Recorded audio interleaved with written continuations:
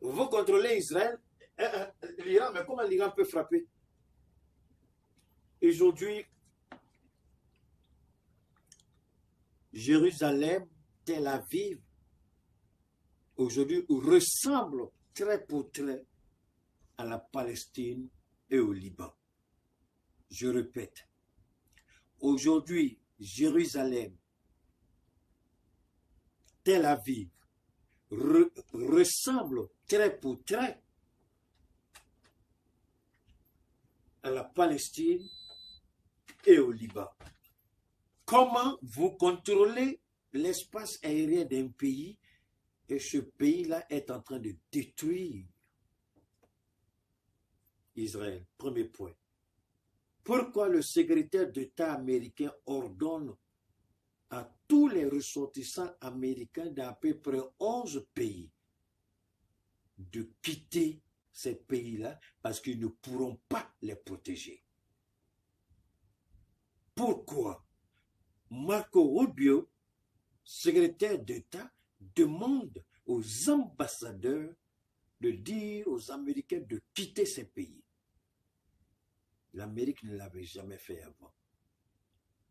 Comment un pays que vous contrôlez l'espace aérien arrive à détruire vos centres de commandement depuis l'Arabie Saoudite, le Koweït, le Bahreïn, où vous avez investi plus de 30 à 40 milliards de dollars en investissement, équipement et autres.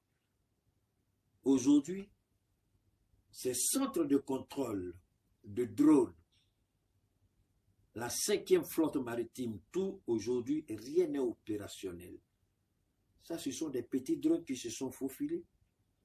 Les hôtels qui sont frappés, ce ne sont pas des cibles par hasard. Ce sont des hôtels où sont logés des militaires américains. Il y a une image que je ne vais jamais vous présenter parce que je n'ai pas voulu moi-même, j'ai avec moi, mais je n'ai pas voulu regarder. J'ai suivi ça en direct. Il y a des bombes que l'Iran largue. C'est pas joli. Les gens sont dépiécés. Dites bien, les gens sont dépiécés. Quand vous tuez l'animal, la façon vous enlevez l'intestin ici, vous mettez jugot par là, passé par là. C'est comme ça qu'en Israël, les gens sont. Les gens se promènent dans les rues pour ramasser les corps. Israël reconnaît que depuis que Israël existe, elle n'a jamais connu ça.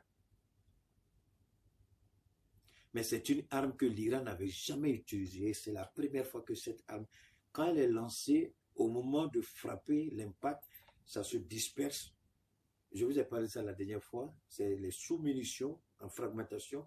Ce n'est pas 10-20, c'est à 40, 50, 60. Chacun a une charge explosive assez importante. Donc, impossible d'intercepter. Et au lieu de reconnaître ces faits, vous allez dans la télé, à la Maison Blanche, vous mentez, vous manipulez. Parce que tout simplement, le Sénat et le Congrès sont sur le point de bloquer Donald Trump. Je vous ai dit qu'aux États-Unis, il y a un élément que je ne vous avais pas donné. Il y a des idiots qui n'ont pas compris, donc il faut que j'explique correctement. Le budget américain fonctionne chaque 6 mois. Le budget américain, ce n'est pas un budget annuel, non. Vous votez le budget, puis non. Le budget américain, c'est chaque 6 mois. Et chaque 6 mois, vous allez négocier. Vous pouvez ne pas être d'accord sur telle ou telle chose. Vous pouvez laisser une partie passer. Dans les 6 mois, vous trouvez une solution. Si vous ne trouvez pas une solution, ce sera bloqué encore. Donc, c'est chaque 6 mois aux États-Unis. Ce n'est pas un budget annuel. Non, aux États-Unis, il n'y a pas de budget annuel. C'est chaque 6 mois, vous allez négocier. Alors, je crois bien chaque 6 mois, chaque 6 mois, parce que je fais 2 fois dans l'année. Donc, pour faire la guerre, c'est vrai, le Pentagone a l'argent. Mais l'argent du Pentagone, c'est pour équiper, c'est pour payer les sous-traitants, c'est pour payer les militaires, c'est pour payer le renseignement, c'est pour financer telle ou telle chose. Maintenant, quand vous voulez rentrer dans la zone de guerre, vous pouvez entamer, mais il faut que dans un bref délai, vous venez tout de suite vous expliquer au Congrès pour dire voilà les raisons et nous voulons continuer la guerre. En ce moment-là, il y a ce qu'on appelle les provisions. Donc le Congrès peut donner l'ordre au ministre de l'économie et des finances de mettre un certain fonds à votre disposition. Mais le ministre de l'économie et des finances, s'il n'a pas les ressources nécessaires, qu'est-ce qu'il fait? Il émet des bons, les bons du Trésor américain. Il les met sur les marchés, ce que vous appelez les marchés obligataires. Les gens savent très bien de quoi je parle. Les économistes, ils sont là, ils savent de quoi je parle. Et personne au monde ne peut contester ce que je dis. Parce que j'ai vécu dans ce pays et je sais comment ce pays fonctionne mieux que qui peut le dire, imaginer. Donc, il émet des bons. Il faut qu'il y ait des pays pour acheter ces bons. C'est en achetant ces bons que l'argent rentre. Et c'est cet argent qu'on prend pour financer la guerre. C'est ce que la Chine a fait depuis des années. La guerre d'Irak a été financée à presque 70 à 80% par la Chine, la Corée du Sud et le Japon.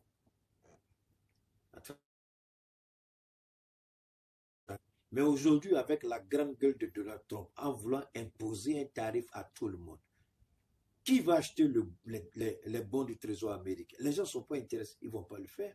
Ça ne les intéresse pas. Donc, ils sont face à cette réalité difficile. Qu'est-ce qu'ils doivent faire? Voilà une réalité que vous devez savoir. Et aujourd'hui, Trump, il se rend compte que quand il est arrivé en faisant la grande gueule, il avait oublié qu'il allait être bloqué quelque part. Il allait être confronté à des difficultés plus tard. Et aujourd'hui, les bêtises qu'il a faites, la grande gueule qu'il a faite, les tarifs douaniers de gauche à droite, c'est pourquoi les Français devraient dire à ce petit bâtard de président, de PD de Emmanuel Macron, il n'a qu'à respecter son terrain sale et pourri et puis asseoir son caleçon percé là dans son fauteuil de président en France. Trump a traité les Français d'idiots et ce petit idiot de président PD de nature qu'il est, il se lève et puis va faire partie l'argent des Français pour aller combattre une guerre. Mais les États-Unis ont trahi tout le monde. C'est pourquoi les autres pays ne veulent pas participer. L'Angleterre dit on met notre base à votre disposition, mais on ne fera rien d'autre. C'est la France qui dit on envoie Charles de Gaulle pour intercepter les missiles. L'Espagne dit on ne fera rien de tout ça. Parce qu'il faut se rappeler qui est son ami, qui n'est pas son ami. Trump s'en fiche de tous ces idiots-là. Il pense qu'en faisant ça, Trump va revenir sur certaines décisions. C'est mal connaître l'homme. Il ne le fera pas. Il va les utiliser et puis il va imposer sa volonté encore. Donc, il ment, Trump.